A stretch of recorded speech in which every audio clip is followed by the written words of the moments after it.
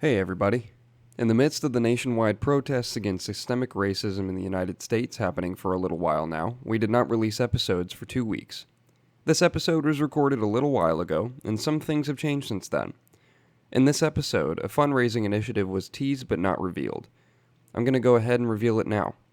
Gab Street is proud to be partnering with Ravenshood Music Group to put together the Columbus Creatives COVID Grant, or CCCG for short. This grant program will be accepting donations from the public over the summer of 2020, and the money will be given to applicants who receive the most votes from the public. You can find all of the information about CCCG by following us at @CCC_grant on Instagram. Let's get right to the show. You're listening to the Gab Street Podcast, Columbus, Ohio's #1 podcast for underground talent.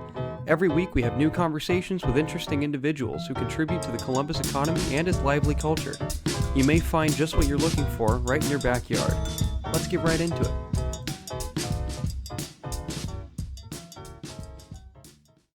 He's Bombay's definitely a Tarantino guy.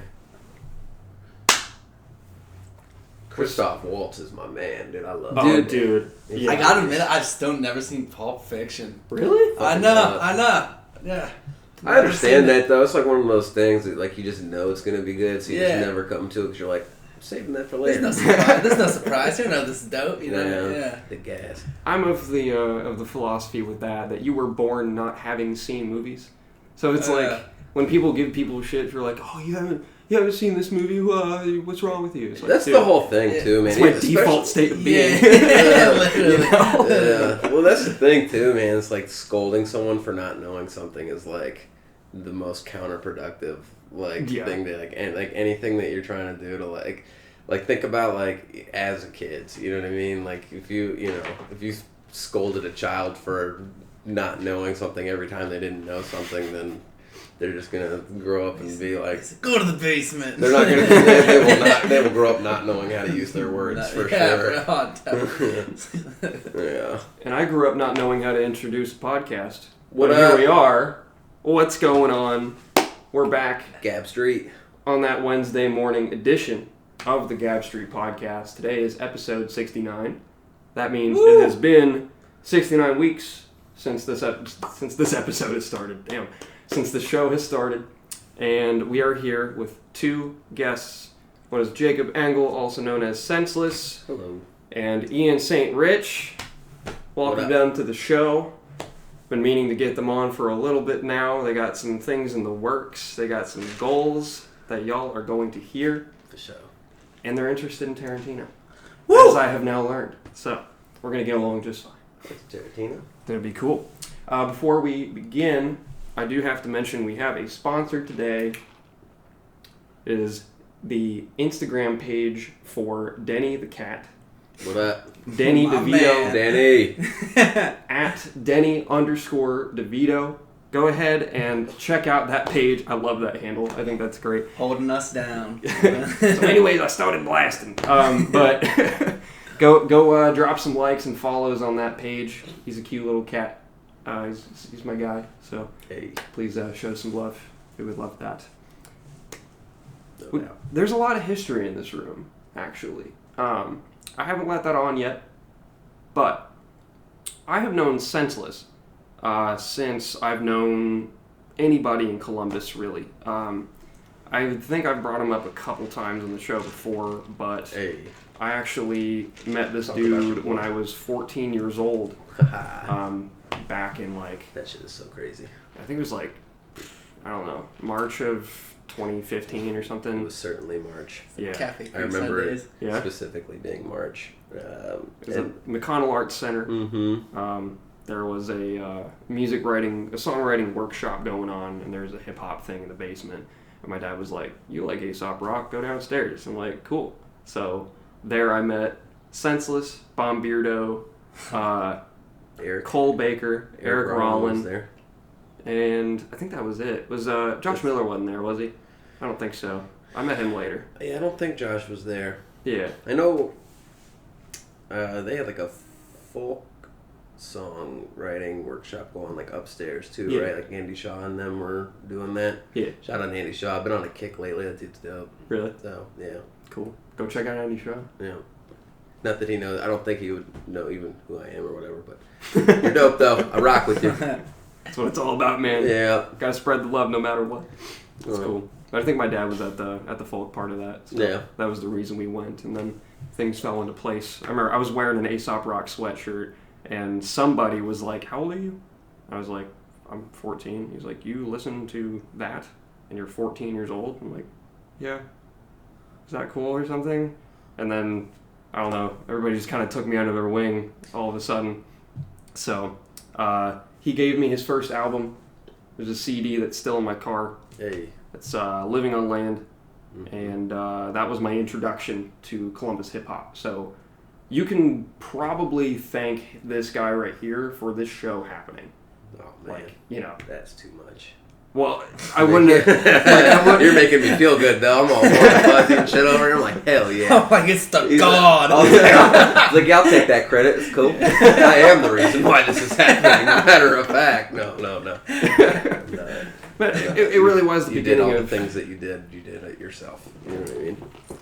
I appreciate that.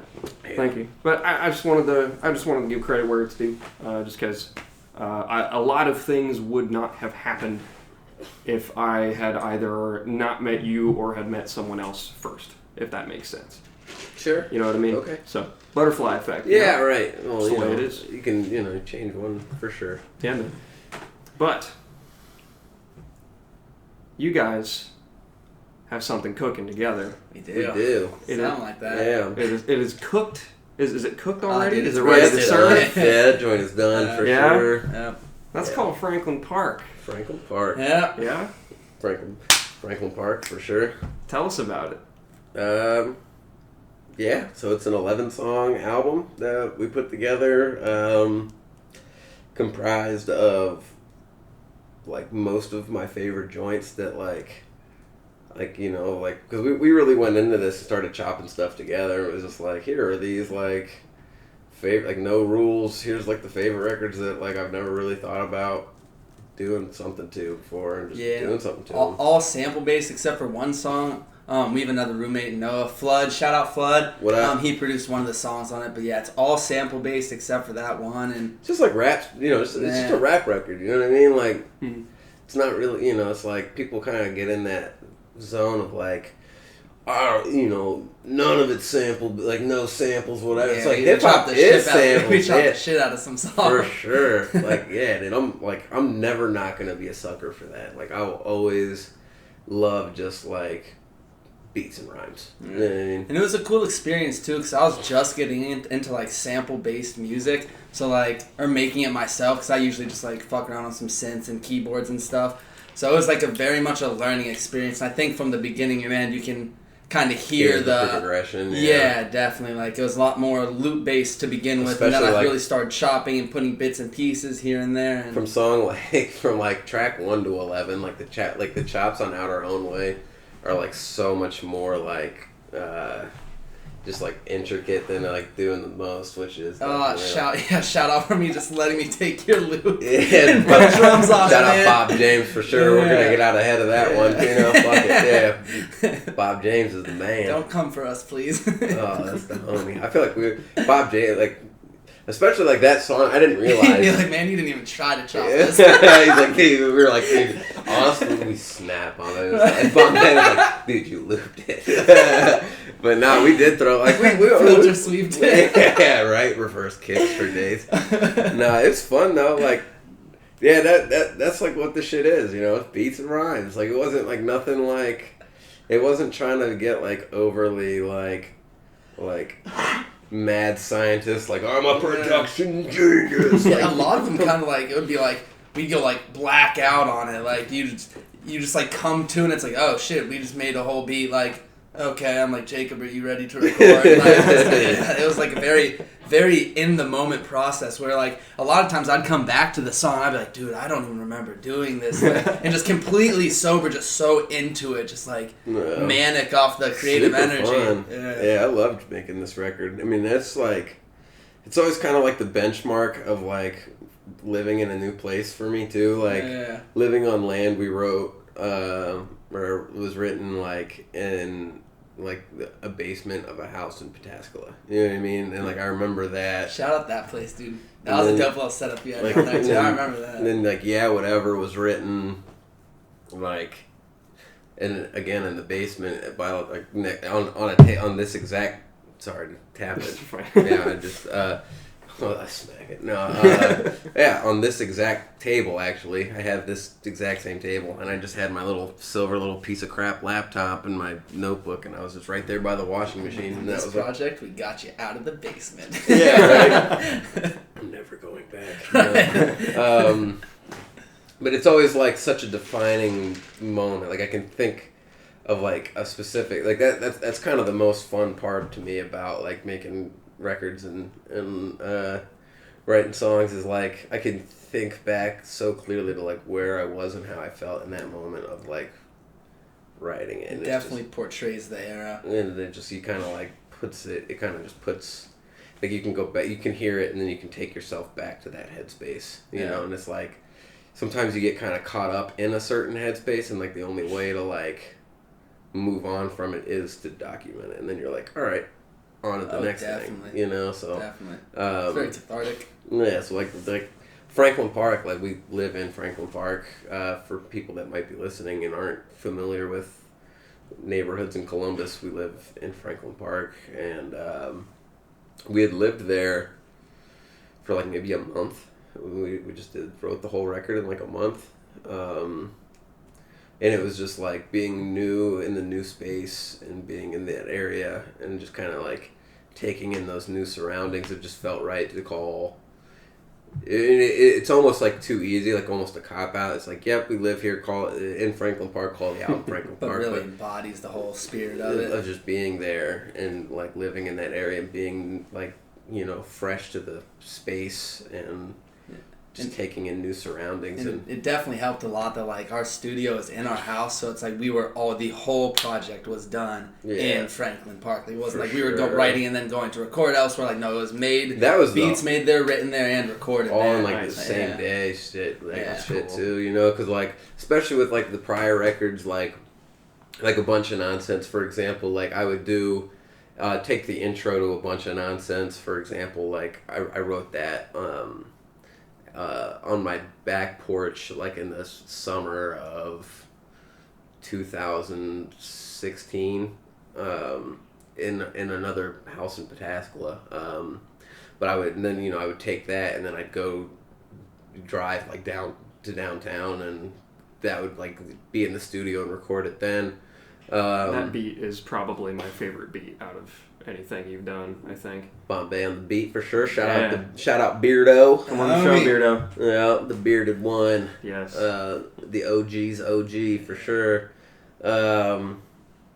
But you know, it was like so I would take like that whole song basically and keep it like just like live, eat, and breathe it until I could finally get to the studio and be like, yep, here we go, we're gonna record it now. But like this shit was it was like beats done, Jacob, and then we were just like and we were just done. We were just knocking them out. Yeah. So that was like the most fun. We didn't really have like time to stop and think like, is this dope? Like, do we like? But like that was kind of the thing too. Is like we just fucked with it. So it was just like like you know if it's good enough to keep going, then it's good enough to keep. You know. Yeah. So like every song was like because at first it was just kind of like, hey, let's make some songs. So we made some songs. Then it turned into, oh yeah, dude, let's just make this EP real quick. And then we made like probably like 6 songs in like the first week of it or something like that. For sure. And it was like, okay, well, let's out. just keep them going until it's like we feel this has a natural end to it. And we had a couple ends, but then we would just I'd make another beat and he'd be like, oh, no, this one. And then we had Noah make the song. That was probably one of my favorite nights too. Yeah. But we were all vibing on that one. Shout out to Nova real quick though. No. Straight up. Homie. Yeah, for sure. Young talent, man. Yeah, what a guy. Super dope. What a guy. I was lucky to see him perform at the Pull Up in Park. That word. Oh, you Josh went to that? Miller did. Dang, yeah. That was impressive as usual. Josh is pretty much ahead of the curve with that shit too. Oh, Because for you sure. see like the who I think Noah pulled up one video of the guy. Now I can't seem to turn my head and not see his face. Is that Mark Rebellier cat is doing he's doing the drive-in theater tour. Like, he's like, like the drive-in over here on the South End is like, he's like, I don't know. I just feel like Josh kind of had that idea, and then now this dude is like, oh, he's doing like cars pull up and doing similar things. Because you know how his whole joint is like like jamming in a room and everyone tunes in. So it's like, it's just crazy how smart that is, because it's like he has no overhead. No, you know what I mean? Just him getting weird. Just traveling like. Free airtime, shout out you, dude. Yeah, well, just acknowledging, I'm just like, wow, like that was a really good idea. I'm so gross on the keys, dude. It just jams out. But anyway, it's definitely like besides the point. I don't mean to like veer too Turn far this off. into some Mark Revelate praise. The whole thing. A whole session. No, I mean, whatever. This show is digression, so not to worry. Yeah, we're gonna hit some tangents for sure. That works for me. Yeah. Yeah, dude. You still keep up with the UA hip hop club, homies? It's been a little while. Yeah, for sure. I think I mentioned on the show as well a little while ago, but I was the kid at Upper Arlington High School, of all places, that had a hip hop club going once a month, which I appreciated. I never would have, I admire that, man, because that's some shit that I would have wanted to do when I was your age, at that age, and not taking it upon myself to summon organizational skills where I'm like, I'm gonna coordinate this whole thing. We'll all meet in this room once a month. I'll have people come in. It's fucking dope, dude. Like, well done, 15-year-old me. Right. I never would have had it in me to be like, I am going to do this. I'm like, I don't know. So that's why I appreciate you letting me come in and talk with you guys too, because that shit was super fun for me. I mean, that was like. Oh, was that I feel like I remember when you did that, when you went and spoke at a school. Yeah. Yeah, it's cool. Yeah, no way. Oh, dang, dude. I was like, Okay, I remember when you told me about that. Yeah, I was like, I'm going to go do this right now. But yeah, those were all the homies, dude. Everyone was super invested. Wasn't it like you and Eric? Eric did it at one point as well. Gotcha. But it wasn't both of them at the same time, yeah. You might be thinking of the McConnell Arch thing, because that was super fun. But one thing about when he came in, the person will not be mentioned by name, but this guy came in clutch because I had somebody cancel on me the night before. We were ready for him. We know who you are. I was happy to be that second option, I was really happy to be an afterthought there. No, I wanted you to come in anyway. I'm just playing. I was like, pitcher got tennis elbow. You had to come in with the clutch. For sure. I was in the bullpen warming up. No, I had somebody lined up for months. This guy was, months prior to that, he was like, yeah, I'm ready to go. I had contacted him a week before. He was like, yeah, I'm ready to go. The night before, he's like, I'm going to be out of town. I was like, what? Are you serious? And so I'm like, I gotta get somebody because, other people open their schedules up for this. And I messaged him and he came in clutch. He was like, yeah, I'll be there tomorrow. And I was like, are you? Yeah, that's crucial. No way, man. What that's cool. So. Yeah. Very cool. No. Then you came in and gave them a motivational speech. Yeah. That all of them still remember you. So. The homies. Yes. Those are my peoples right there, dude. Oh yeah, man. Good group of kids. Good group of young adults. Very true. Yeah. How did you guys meet? Oh God. Yeah. When we were kids, man. For sure. We lived in the same neighborhood in out in Gehanna. I felt that energy. It was like you guys. Yeah, we go way back. I mean, we went to the same elementary school. We probably met when I was 8 or 9, 10, somewhere in there, real young, man. Probably just in passing. But then we became closer friends. We had a mutual friend, Ryan Stewart. Shout out Ryan. Yeah, shout out the homie. I haven't seen him in a minute, but yeah we were his two cohorts, and it would I'd randomly be at his house, and Jake would be there, and then I lived across the street from Ryan in that court. Yeah, we definitely, that's a dope. That's such a dope thing about being when you're a young kid, and you're just whoever's around is your friend, It's everyone's friends because we all live right next to each other. We're all whatever. It's like just a nice thing. I don't know. But anyway. Would you say that youthful energy is part of the music that you make? Sure. Definitely. It's like it was like he said it best. So it's kind of like it was kind of time just for us to make some music together. We've been friends for so long, and it's like we never really made anything, or like we would like mess around with some stuff. But this was like finally like let's connect on a music level and just get some shit done. Yeah. Cool.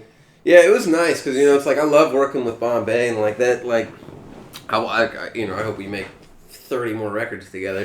But it was nice to kind of get away from like what I was traditionally used to doing anyway, as far as like, excuse me, making songs and making an album goes. It was nice to kind of switch up the just kind of use a new formula and see just get weird with the homie. For sure.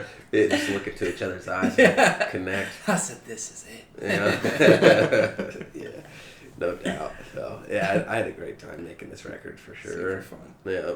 So how was it working with the rap game Bob Ross? The rap Bob. That's me, baby. Bob Ross, the mob boss.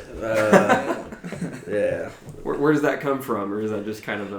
And it's actually in a song that we have. We have some more songs archived right now. What I said, the Bob Ross rap, every flaw, happy accident, no love lost in that. And it's pretty, and it's really true for like... What is that from? Which one is that? That's Chords Magoo. Yeah. We don't have a name for it. It's just what I named the file, Chords Magoo. Yeah. So I'm playing some chords on the Nord. Yeah, but dope though. Yeah, it's pretty much it's just applicable to anything, man. For our album, there are a ton of times where like I would mess something up and it would be like, oh, yo, that's super dope. Like it was just a happy accident. I feel like that's with like. Yeah, with just all music, man. Like a lot of it is just like every little thing, like in the booth. Like if you like mess up and you're like, you make a weird noise. It's like, production value, and then you can put that at the beginning and the end. Like and that's not to say we weren't very intentional with what we were doing. Oh, for sure. Yeah, we weren't just slopping it together. Yeah, it was very intentional, but at the same time. But those little parts that you can add, you're just like, natural ad-libs. Yeah, because it gives it like body and character, and gives it a personality. So important to just like always be texturing things and like and just kind of keep it just going. And I shouldn't necessarily say it's a happy accident, but just like there was on the song with, I believe it was the one with Illogic. There I'd been going through a couple of vinyls. Shout out to Ill too, real quick. Shout out to Illogic. You were like the super duty tough work on the precipice of what dope is to me is like from like when it was like we were talking about this with Danny too last night. It was like being like probably like at the age when I met you, it was really like when I was that age, it'd be like listening to that stuff like Celestial and all those joints and just being like. Coming like years later and being like, damn, they're from Columbus. Like this is Columbus shit. Like you know what I mean? Like I'm in the city that all this came from. It was like really dope and really like you feel like you're kind of a part of something bigger at that point. You're like, oh wow, like this came from here. Like I can come from here too. Like you know what I mean? But that's the point of the show, man. Right? We're here, baby. I totally cut you off. That's all good. But like I shouldn't say happy accidents, but it was more just like, some things were, but. Like, there are two songs. The one, Steed Flute, which one is that? That's the Illogic one. That's the Illogic and then there's joint. Another one, the Bit O'Neill. What's that one called? I just remember a lot of these things by the session file names. But yeah, Tough and the Illogic joint ain't the same. We had like the verse part of it done, and then we were like especially on Tough, we were just stuck. I was getting frustrated with it because I was like, dude, I don't know where to take this. And I was like, wait. There's this one album that I was listening to like a week ago or a couple days ago, and I put it on and brought this one sample up, and it just went perfectly with it. It's like 4 songs in like a 90-second. Yeah, and like just those small little things where it's just like, oh, this might go, and it just ended up being perfect for it. You know what I mean?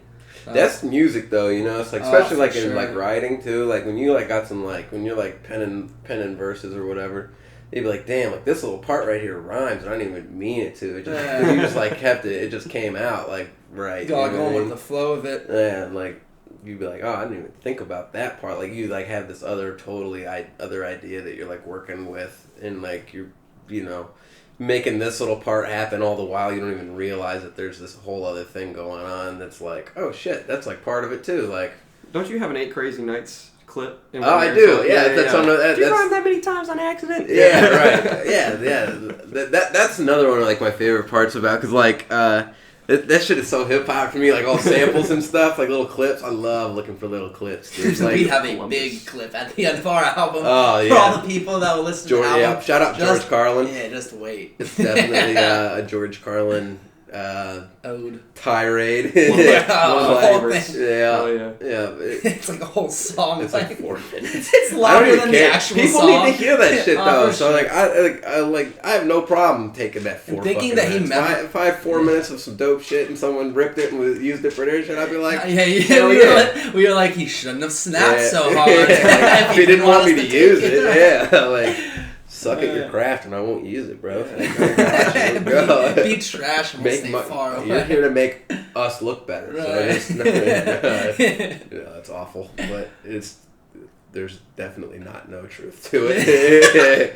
Yeah. Shout out. Josh. You seem like you were getting ready to say something. I was. Thank you for picking up on that. Yeah. Hey, Gab Street listeners. There's a new cat in town, and his name is Denny. The kind of cat with paws, I mean. Today's episode is sponsored by the Instagram page for Denny the Cat, whose account handle is at Denny_DeVito_cat. That's DENNY. If you need something other than the news to keep up with, Denny's your guy. Now back to the show. Did you guys actually have Rob Sonic and Illogic come in? No, or did they do it remotely? With the Illogic joint is a funny story actually, because I was working on this other EP that I have. I mean, it's I'm just gonna keep sitting on it probably for I don't know, just till whenever. But yeah, so it's part of I have an album in the vault called the Mr. Local Rapper EP. Nice. And that song, that verse that Ill did was for that. And it was Tiger Uppercut on the beat. Shout out Bobby. But then we didn't have the stems to the beat, so I was like, but I had the stems to everything else, so I was like, I'm not gonna 2-track mix this.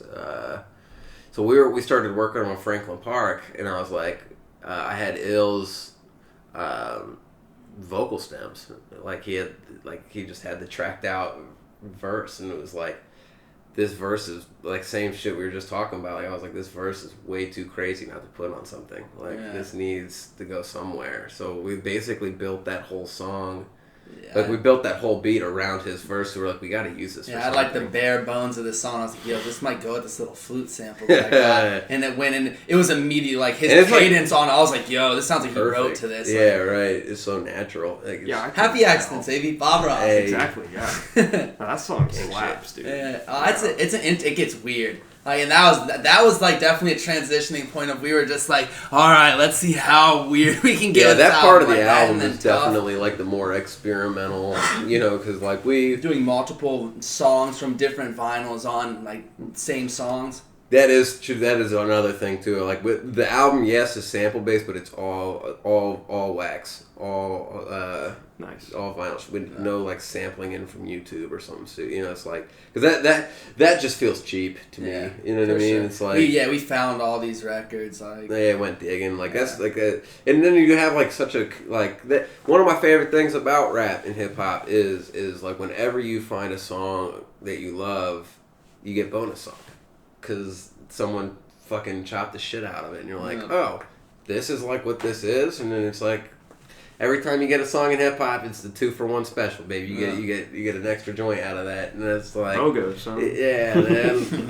yeah, for sure. That's so fun to me. Like I don't know. I just don't know how you can't not be excited about that. Like, for sure. I geek out every time. Like sometimes you get even more. Like for the Bob James joint, I was like, oh shit. Primo and Guru did something like this like years back. And then the other, like that, we were definitely like, because I remember when I heard that record for the first time. It's Lucky 7 by Bob James is the album that we took it from. Shout out Bob James. Come All Forest. of those are, oh man. No, you yeah, can no flip trash. any one of those no songs, trash, man. yeah. So good. But I remember like hearing, I was a little fried one night after like just having a good little time. I just went digging though. I think I was working. Because I worked lunch shift at Palace, and then went over to Spoonful and did some digging, and then I walked home and stopped at the bar or whatever on the way. Got a little toasty and came home and threw some records on. I was just chilling there vibing, and that fucking that lookalike shit came on, and I was like, "This is like the happiest shit I've ever heard in my life." I was feeling really good, dude. I was like, "This needs flip." You know, you hear it, and you're like, "I'm the first person to ever hear this. It's new to me." And that's how I didn't even want to chop. I was just like looping. That's how I couldn't do it. Yeah, but then you're like, "Oh, like other people have chopped this shit, and I'm not the first person that knows. Like, I'm not the only person in the world that knows this exists, even though I like to feel like it sometimes." You get in your own little world with certain things like that, like the "Don't Go" sample, dude. Oh, for sure. I'm like, I hope no one ever chopped this before. Like, I love that chop. That was kind of a fun thing that we did too, because people get kind of caught up in like.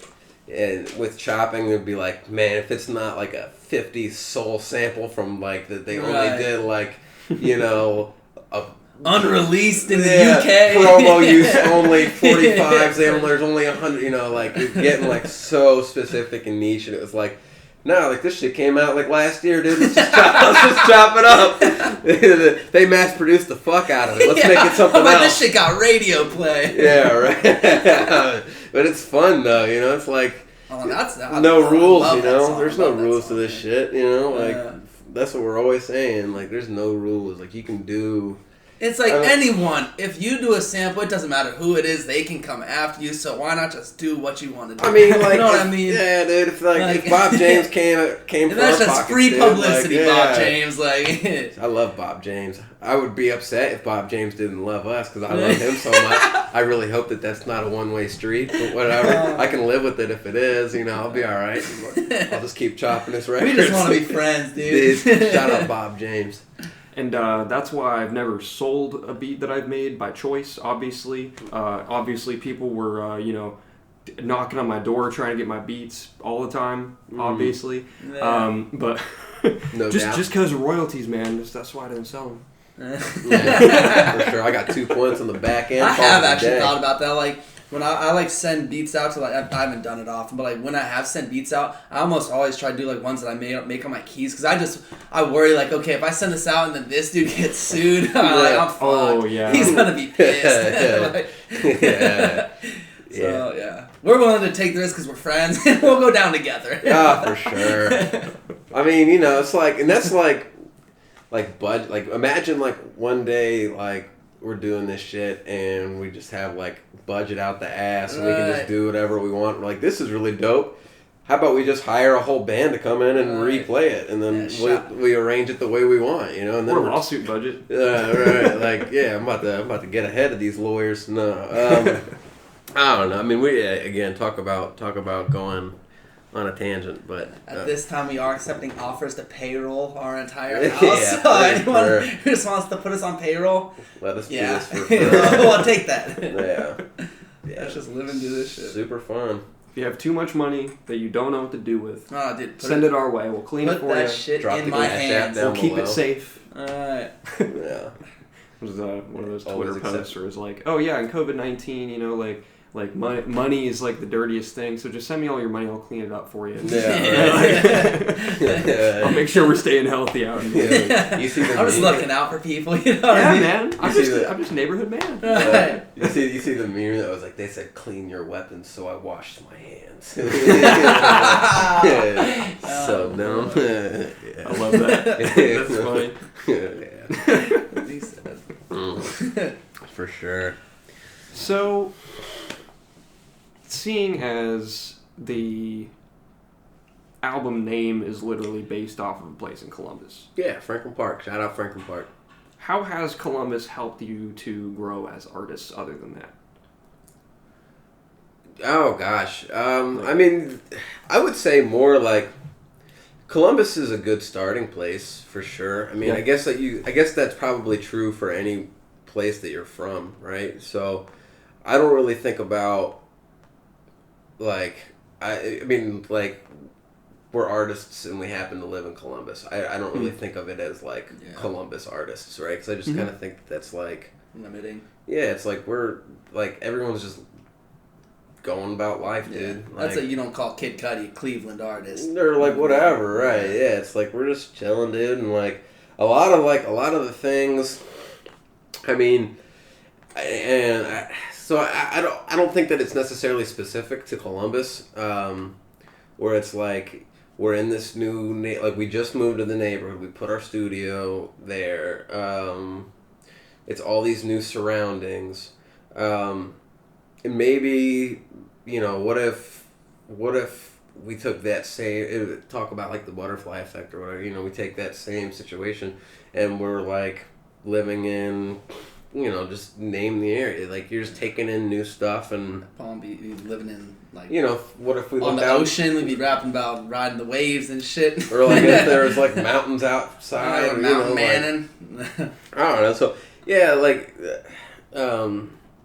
yeah. But can you repeat the question? I'm sorry. Sure. Yeah. So, just how has Columbus helped you grow as artists? Not necessarily the concept of being from here as. So I don't mean it as like you tell people you're from here and they're like, oh, word, I want to work with you now. Like that's not. I don't mean that. I mean just what factors here have you experienced, such as the people that you've worked with? I would say it's the people more than anything. Very supportive. Shout out to the break at Rehab Tavern. We're talking about Josh too. Like, it's big really shout out to Josh Miller. Big time, dude. Like that. Josh is such a get shit done type of person, dude. Yeah. And he's always inspiring. He's very like positive and is like the work that he does. So shouts to the homie. Like even like when we were doing Living on Land.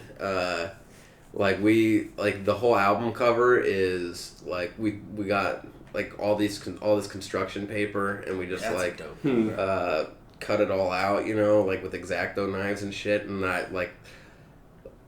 that stuff must have sat in his kitchen for 3 or 4 months. So shout out Danielle too. I'm sorry that I commandeered your kitchen for like 4 months. I'm sure that was annoying as shit. But that's it was just like kind of going that extra mile with like you can always expect like above and beyond when you got Josh in the room, it's like, and that's that's the same thing, like it's not really about where we are when it's happening, it's just happening, right? Mm-hmm. So you could take that's going to happen no matter where it happens at, you know what I mean? Because it's not really about being in the place that you're at, it's just about the people that you're with. Yeah. And that's where the best things are going to come from. And, if everyone kind of has that thought, like we are going to be, and I keep saying it, but we're going to be intentional, then something good is going to come from it. Yeah. I had an interview back in February on Your Voice First podcast, and then I talked about like there could be a Gab Street podcast in any city. This one is specifically focused on Columbus because I live here and I appreciate the city. Yeah, shout out to Columbus. I mean, it's a great breeding ground too. Yeah, for sure. It's a very supportive environment. Like it's not, at least like. Coming up at like the break, like that was where I first started getting like stage time, just like getting comfortable on stage and everything. Like everyone there, like they want to be the best them possible. They don't they don't really care about, oh dude, I'm better than this. It's not like super cutthroat like New York. Like it's very good. Like dude, keep it up. Like dap you up. Like good to see you out here again. And it kind of breeds you into like getting comfortable on stage and getting better and like you hear this style and this style, it's like, oh. And hip hop and rap, like, I see what people mean when they say it's like a sport. Like, it's like, because it can be very, like, competitive, and it can be, which, like, I can be competitive. I think, like, anybody that kind of tries, wants to put their hand in anything and get something back, are going to get competitive, and I get that. I think it's important, though, to kind of take that step back and just be like, who am I competing against? Why am I competing against, a person? So that it's kind of what you're saying is like, we're not, it's, people say it all the time, but like, we're just competing against ourselves. Yeah, be the best you possible. Yeah, just keep trying to like outdo the last. Because no one can, if you're doing the best you, no one can be the best you. You know what I mean? Like no one can do what you do best, because you're your own personality and only you can do that. Walk in the cipher with a tinfoil hat. So I'm trying to read my thoughts. Oh jeez. Okay. For sure. Getting big weird. Whatever. But yeah, you know what I'm trying to say. Big transparent though. Like anything, that's a big thing for me. Like if I know something and you don't know something and you want to know that thing, you put on your tinfoil hat. And then you'll never get it. I'm out of there. I'm keeping it to myself. No. Like that's the dumbest shit. Like just ask. Like like there's no like. If you don't ask, you'll never know. Yeah, it's not like some that's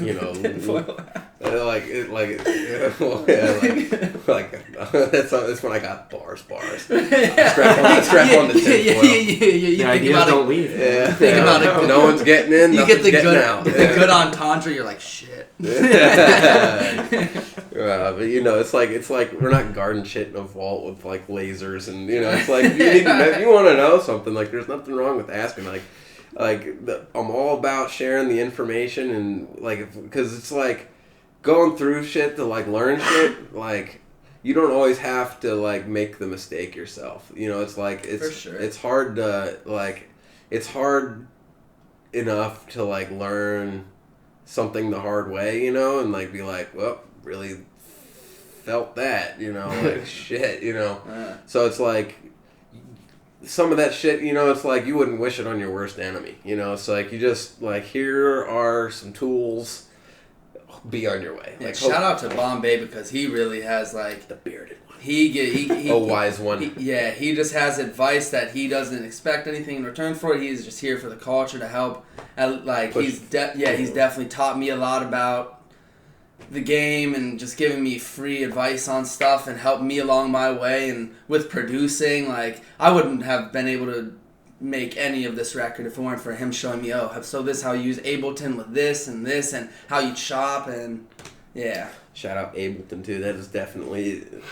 Oh, dude, yeah. How beautiful. If you are not, if you're using Fruity Loops, if you're using Pro Tools, it's trash, son. It's trash. Ableton's amazing. Yeah. Nah, all of them are good, but I love Ableton. That was just art for. Yeah. I've definitely gotten very comfortable in using. Yeah, Pro Tools, don't be mad. Don't come after me. Got love for y'all, but Ableton. Yeah, definitely had a great time making the record though, and I think you're right. I don't think we would have we definitely especially because Bombay he was like teacher. Working on these wizard. I see you got it behind you. Have all the stuff right there wouldn't have been able to happen without Bombay. It's free game, man. And He's just such a good guy. Gotten you get because it takes a while. You could rap your whole life. But if you're not consistently recording, then at least for me, you're not gonna be able to get what you want out of a recording if you're not doing it all the time or you gotta sharpen all the skills. Yeah, it's or even rapping on a stage with a mic in your hand, all that stuff is you can think about it and in your head be there already. You know what I mean? But if you're on the topic of work ethic, I guess. I want to talk about this today because if anybody saw the Instagram post I made a couple weeks ago now, as of the release of this, I have found myself comparing my own work ethic to other people lately, and I have even made posts in the past saying don't do that, and I put out there kind of against all of the images that have been saying if you don't have a new side hustle or a new skill after quarantine, then you you don't have to do that. That's not the end all be all.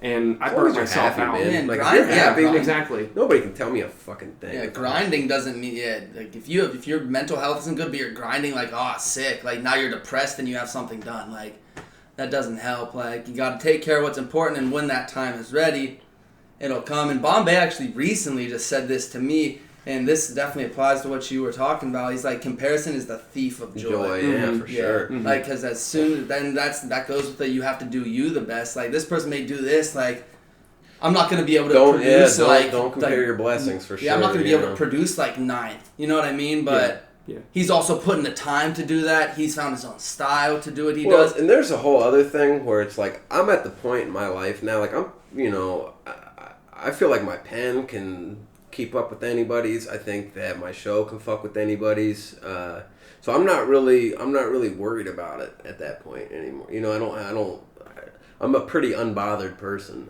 I mean, I'm 25 now. Like I've been writing and recording for almost 10 years. Like I'm beyond the point of thinking like, you know, like we're all getting our jumpers up, dude. Like we're, you know, it's all right. Like let's just like it's fine, dude. Like we're all being Dirk. Yeah, dude. I'm definitely trying to channel my inner Dirk at all times. No, but fucking like that's the thing though. Like I'm confident enough in my ability and what I'm able to do to the point where I don't think about it anymore. Like I'm in my own world. I'm on the dock of the bay with that shit. You know why even think? Because it's just not fun. Like it takes the fun out of it, just man. The whole part of it is just creating. And that's the thing is the people that sit around and think about that shit more often than not probably just haven't worked on something. And we don't like because we're always working. So it's, like if we're not having this conversation right now, right here, I don't even think about it. You know, it's like because we're just always making stuff. So it's like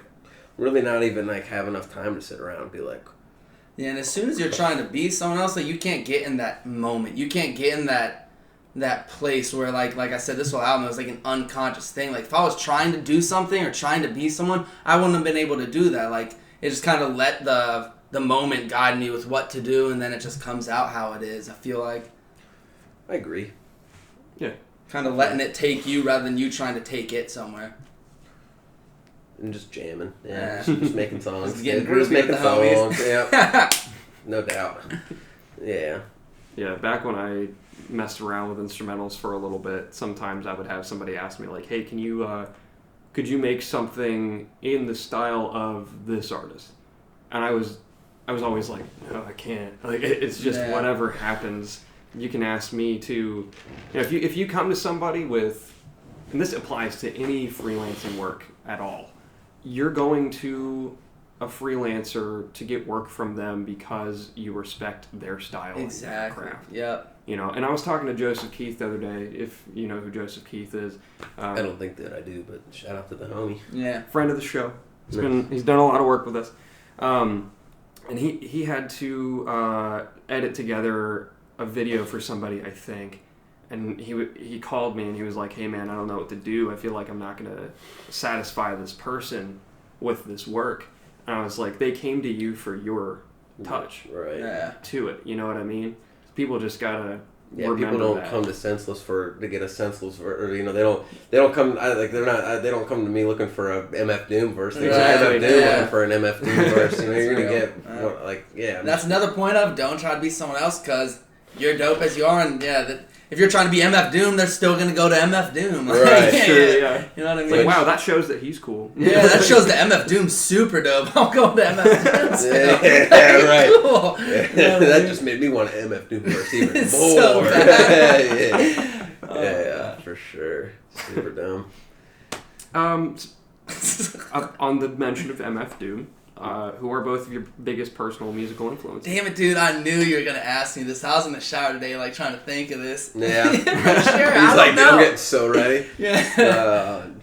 I don't know. Big Rhyme Sayers guy. If Rhyme Sayer sees this, shout out to y'all. I don't think that I grow up to be like as well adjusted as a person with that music in my growing up with it. Like my 14, 15-year-old self, I hear some of those records and it brings me right back to that person that was so excited to like just be listening. I'm like, what is this? So shout out to Rhyme Sayers, dude. If you guys see this, I love y'all.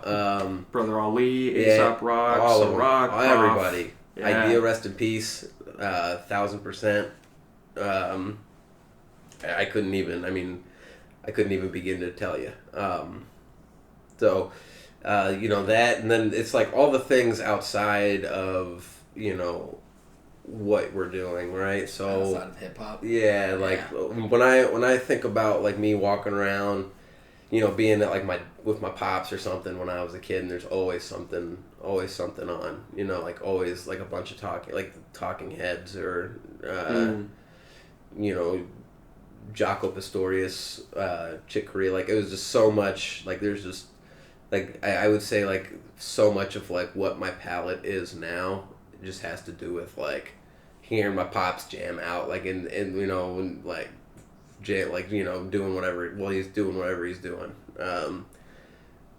Yeah, so, you know, like all the things that aren't like rap records, you know, like because that's the thing, more than like an artist, it's like certain albums for me, like I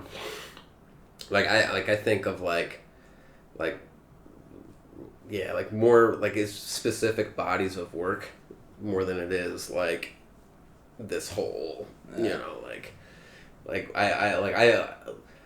I would say, like, for example, Muddy Waters has a bigger impact on me than like Redman does. Like that one album has more of an effect on me. That's like Reasonable Doubt versus like, Jay-Z. Right, like it's like one record, you know, it's like Jay-Z's so dope though. He's so dope. He's so good. So let us get the feature. So Jay. much dope shit. Like so good. So yeah, Jay-Z, if you're listening to this. He said, "Put me on, send me to the rock." No, I'm just joking. But yeah, you know. So yeah, it's the same thing. God, I'm like trying to think of like just all the records that was kind of the fun part about making Franklin Park, because it was like the thing, some of the things that we were sampling. I'm like. And it was so outside of my box, I was too. Like, let's flip this Neil Young. Like, you know, and this was like all new music to me, man. I was raised on like hair bands from my mom, and then my dad was like Pink Floyd, so I was like big on like Queen, David Bowie, and then really only became like frequently listening to hip hop in like late middle school, high school. So like I don't even know what my influences be at this point. Like, I love Kanye West's production. I love Jay-Z's rapping. Like, listen to Nas a lot growing up, and like Ka, Earl Sweatshirt, stuff like that. But it's hard to pinpoint a specific influence. Just kind of the collective of like, oh, like this album or this song I really like. Oh, I've worn the shit out of some records. I mean, yeah, like it's always just like one album that I'm like, oh, I played this, you know. I love Timbaland's production as well. Yeah. Insane. His speed. Oh, man. Like, whenever I hear Resurrection, like, because I listened to, like, that one album so much. You know what I mean? It's like that album, like, it's Common, and Common obviously has, like, you know, if you're in hip-hop, then Common has influenced you one way or another, whether you know it or not, you know, but it's like that one album, and I know I keep stressing the point that it's just because I don't feel like I'm getting it across in the way that I need to, so I hope it makes sense, but yeah, it's like this like one record more than this whole artist. I was like, I'd say, like Godson by Nas and Reasonable Doubt by Jay-Z were my first like two hip hop records that I like just couldn't stop listening to. Reasonable Doubt's the first hip hop. It was one of the first albums I ever bought. Yeah, you put me onto that. We were in the Jeep bumping that nonstop. Sure. So good. Midnight Marauders. I played the shit out of Midnight Marauders. So those artists did a good job of making you feel something from listening to their music. For sure, yeah. man. Like so what kind of feeling are you guys going for people to get from listening to this album?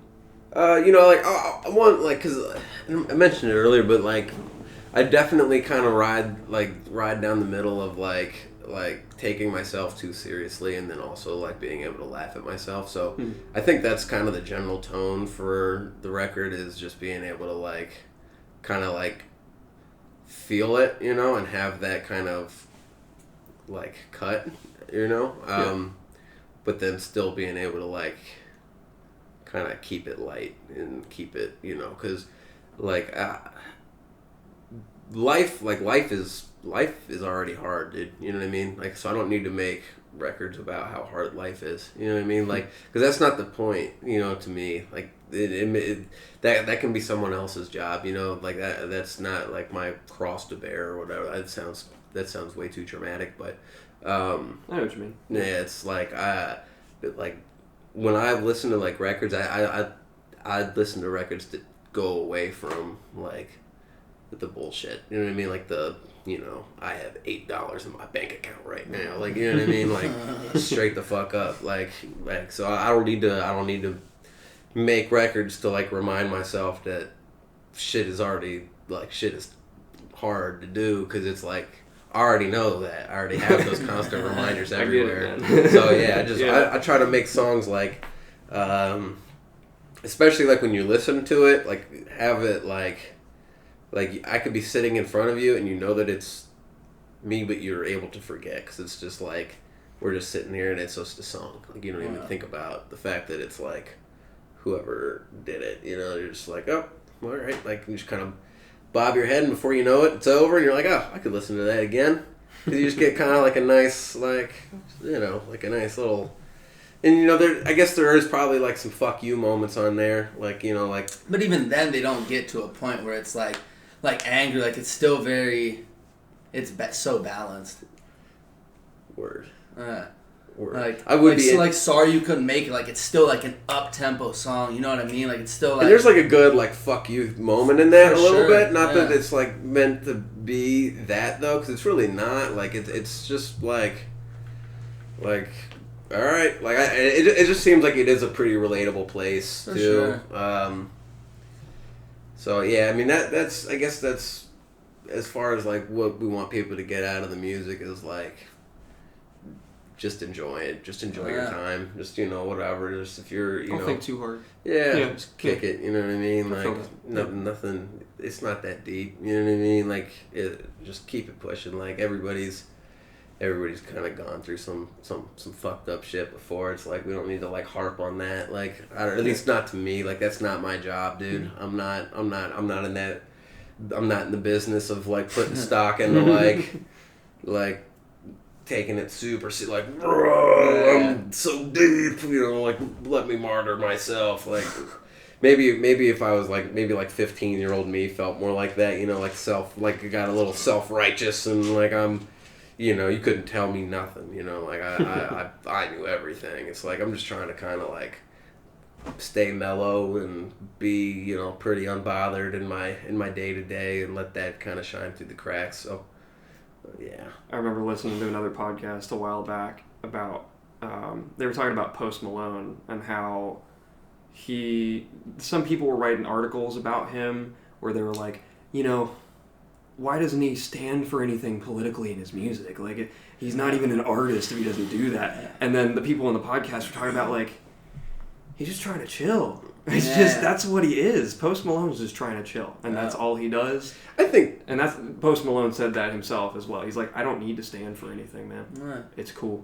Don't worry about it. Everyone's music is going to be different, you know what I mean? Like, some people are there to be, like, very political icon status, like, people who are trying to make, like, a wave of people, like, a following to uprise against this, that, and then there are going to be people, like, Post Malone's like, dude, just go out, have fun, party, whatever. Well, that's the thing, though, too, is, like, people like Rodriguez, like, you've seen the Searching for Sugar Man documentary? Literally let an uprising. Yeah, my dude was fucking working construction in Detroit. Like, watch it. It's super worth your time. If you're listening to this, go watch it. Searching for Sugar Man? Yeah, it's full of inspiration. But he basically, like, liberated South Africa during apartheid, and he had no idea. You know what I mean? Music plays every role in your day-to-day life, man. He was just making records. Like, and he was like...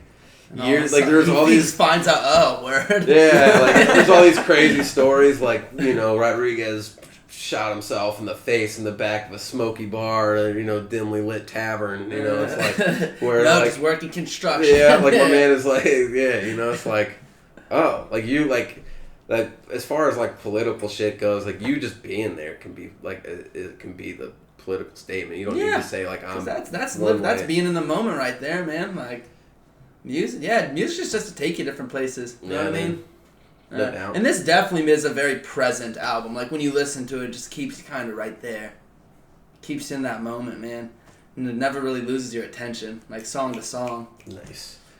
Yeah, at least that's what we're hoping. Yeah. That's big kind of, I mean, like, that's the goal. We enjoy it. Like, and I think that's enough. If we enjoy it, then I think we won't be the only ones that enjoy it. So, hopefully people listen to it and hopefully, they take something away from it. And hopefully we still get that Jay-Z feature. Yeah, for sure. Definitely about to get Hove on for the the record. remix. Yeah, right.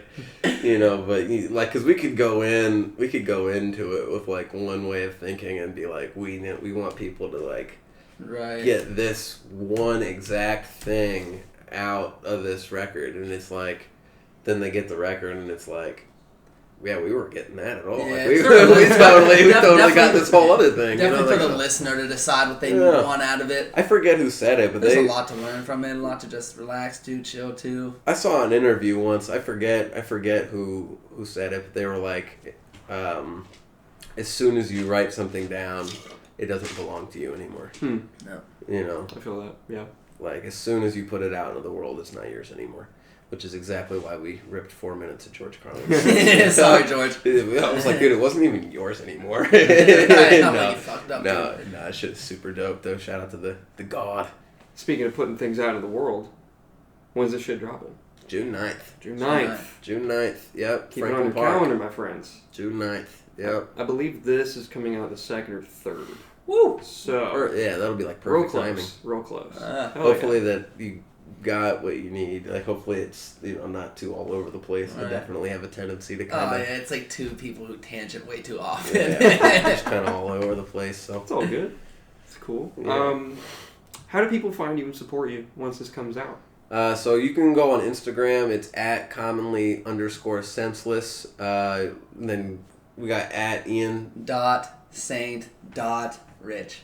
And then that's basically like where most of our happenings are. Yeah, that's where most of the traffic is. I mean, I don't know if I speak for both of us, but it's like All right. You were saying? Oh yeah, we're back. Like we never left. But like, there's so many hats you gotta wear in this day and age, as far as like being your own biggest advocate or whatever is really all it is. But True. I think it's easiest just Instagram. It's all the links on there. Yeah, Facebook. I'm on Facebook, but I just use my personal page because I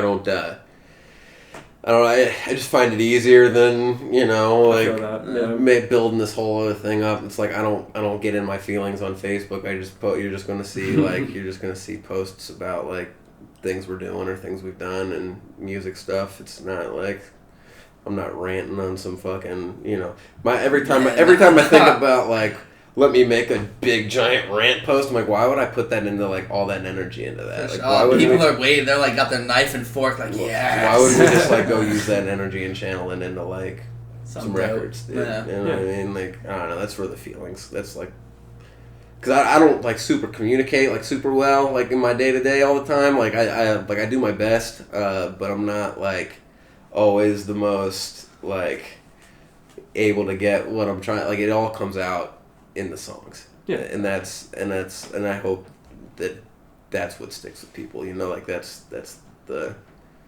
where it that's where it's at. But anyway. You guys have any last minute shout outs to make before we wrap up? Shout out Scratcher NY, all the homies for sure. Yep. Shout out Noah, our roommate Flood. Shout out Nova. Shout out Bombay. Shout out Mom and Dad. Yep. Parents for sure are dope. Yeah, my mom and dad are super dope too. I get it. Yep. Peeps. Jay Rawls. Shout out Rawls. Shout out Dibs. Mr. Dibs. Shout out Toby. Shout out Brian Moss on the art. Shout out Rob Sonic. Sure. Shout out Illogic. Sure. Shout out all these people that we sampled. Don't sue us. We gave you a shout out. Let's just be friends instead. If you want to sue us, let's be friends I instead. said let's collab. You think about all the things that we could make. I fuck with your vision. Let's collab. So and just shout out all the people that are super dope and don't even know that they are dope. They just keep living their life. Any people who listen to this album eventually, we appreciate Please you. check out the album. Please listen to it. Yeah, that's the whole thing. Fucking guys. Yeah, I think that's it. Shout out shout out you, man. Thank you for sure. Gab Street Podcast in the house. Shout out you guys. Shout out Corey. Shout outs. Woo! No, that is like, God. Yeah, that was a good one. That was nice. I felt that. We're actually gonna have to get this from you. The stent. We're gonna have to get that sound. That's a snare drum. Right there. Waiting. Yeah. Look at that wavelength. Man. Yeah, that's a peak and a half. Look at them Act like we transients. wouldn't use that for something. That's about to be I'm about to make a whole banger out of that. But yeah, and shout out to you. Thank you for being here and listening, and I hope you have a great rest of your day from whatever day it is that you listen to this. Thank you for Enjoy. listening, pedestrians. We'll come back to you like every week, next Wednesday morning, as usual. And thank you very much for listening this week. Hey, peace.